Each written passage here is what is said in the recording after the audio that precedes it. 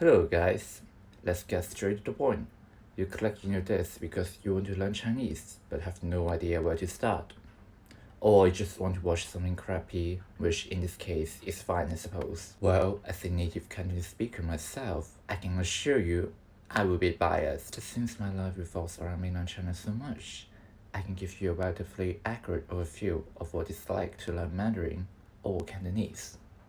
Let's get started.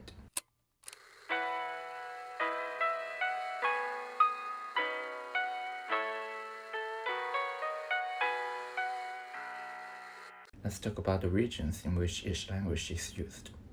For Mandarin, it's taught mainly in mainland China and Taiwan, and for Cantonese, it's taught in Macau, Hong Kong, and some of the regions in mainland China as a dialect. Do you know that Cantonese almost became the official language of mainland China instead of Mandarin? With just a little bit more luck, you guys will suffer way more than you are now. Fun! There is also a difference between traditional Chinese and simplified Chinese in written forms. To put it simply, here's a diagram for you.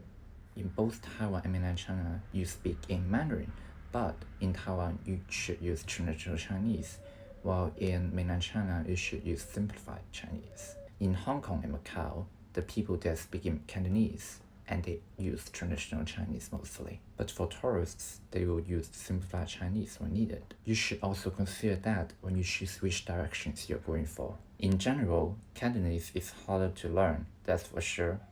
Both Mandarin and Cantonese are tonal languages. It means that words that have the same pronunciation can have different meanings due to the differences in tones. In English, it's called an accent, but in Cantonese and Mandarin, at least in the standardized version, it's called a mistake, and it's usually a telltale sign that someone is just starting to learn Chinese. We have 4 tones in Mandarin.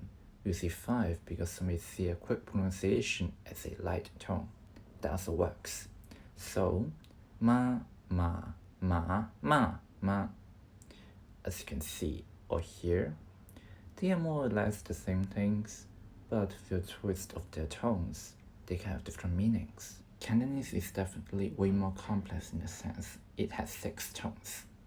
C, C, C, C, C, C. They are very subtle. Normal native Cantonese speakers like me would not be able to teach you that, so be prepared for that. In terms of written Chinese, simplified Chinese is literally simplified traditional Chinese. It's usually written more quickly. So why learn Cantonese? It's way less accessible and more difficult as there are more tones, and usually comes with traditional Chinese in regions such as Hong Kong and Macau. Well, for me, Cantonese is more beautiful. Cantonese is more complex because, well, it is more Asian than Mandarin.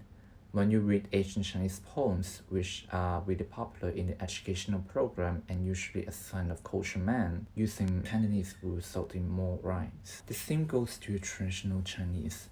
When you learn the Chinese characters, it's easy to recall them in the future if you choose to learn traditional Chinese. Most Chinese characters have common themes in them that partly explain their meanings. We call them radicals.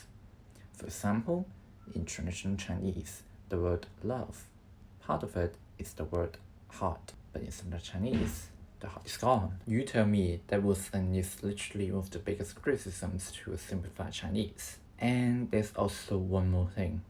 For me, a traditional Chinese reader, it only took me a short time before I can read simplified Chinese. I prefer to read traditional Chinese because they're more pleasing to my eyes, but that said, it's definitely easier from difficult to easy than from easy to difficult. I hope you understand. And in the end, 這個選你的選擇，我沒有權利去干涉你。呢個係你嘅選擇，我冇權去干涉你。